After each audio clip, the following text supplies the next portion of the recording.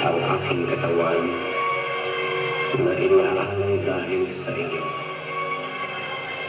Gawin ninyo ang bagay na ito sa pag-alaala sa akin.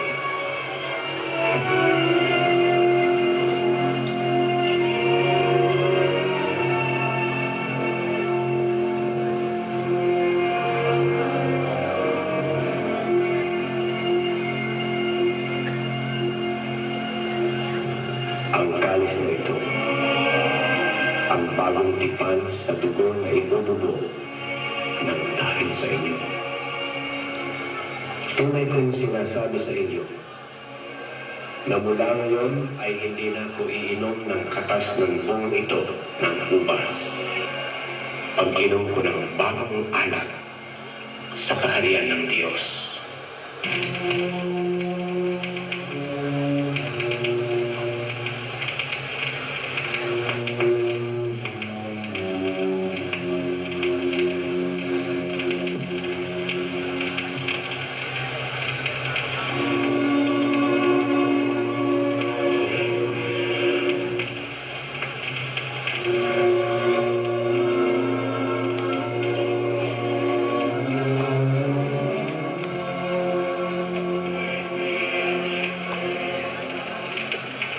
Datatawat tingin ang kamay na nagtataksil sa akin ay kasalo ko sa dulang na ito.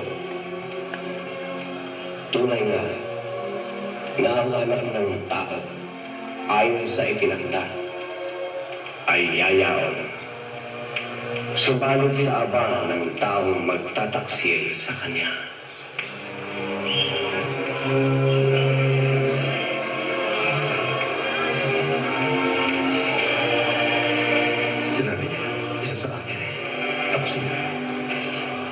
Sino kaya ang tinutuplo ng ating maestro?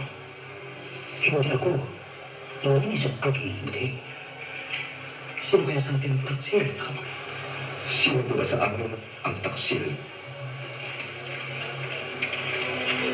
Yawi ang ipagsasawsaw ko ng tinapay at ibibigay sa kanya.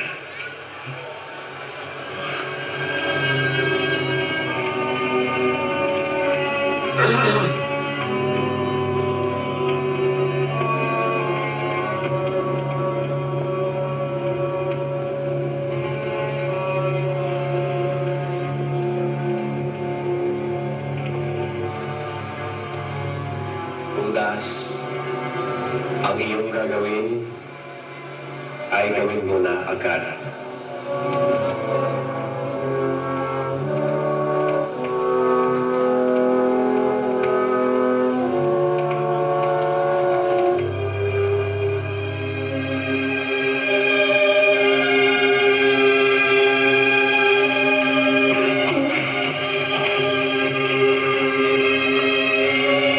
Mga anak ko, kaunting panahon na lamang na makakasama ninyo ko.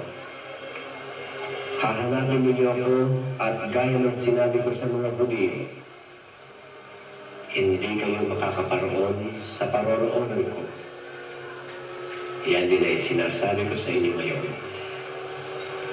Sa inyo ay isang bagong utos ang ibibigay ko na mag-ibigan kayo na gaya ng pag-ibig ko sa inyo. Maestro, ipagsamahan niyo ako. Malakas ang aking mga bisig at kaya ko kayo pagtanggol. Mabilang buwan ako. O mamatay, tatagapi ko naman ang sa aking kalooban. Alang-alang sa walang katulad na pagmamahal ko sa inyo. Bumubuhay na dahil sa akin, Pedro. Tunay na sinasabi ko sa iyo. Bago tuminaw ang isang handang, ako'y iyong itatatwa ng 3 ulit. Hindi. Hindi ko magagawa yun, Maestro. Mahal ko kayo higit pa sa aking buhay. Maestro, ang pagmamahal ko sa inyo ay natutulad sa isang ilog na nagpapatungo sa pag-agos. Walang katapusan. Siyang binabot ng kailanman ay hindi mapaglalakar mo ang aming panahon.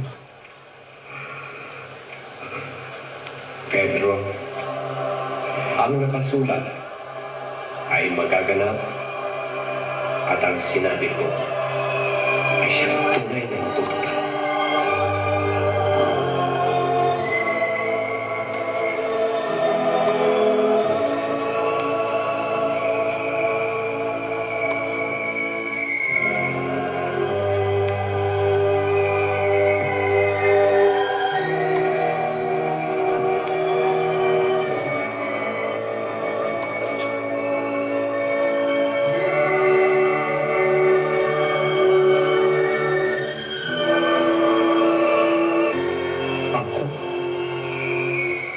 Ako si Pedro na pinakamalapit sa kanya. Pinagkatalo sa lahat ng kanyang kasama. Kung sino po pinagtitiwalaan at higit sa lahat, ay siyang magtatatwa at tatalikod sa kanyang mga maestro at Panginoon.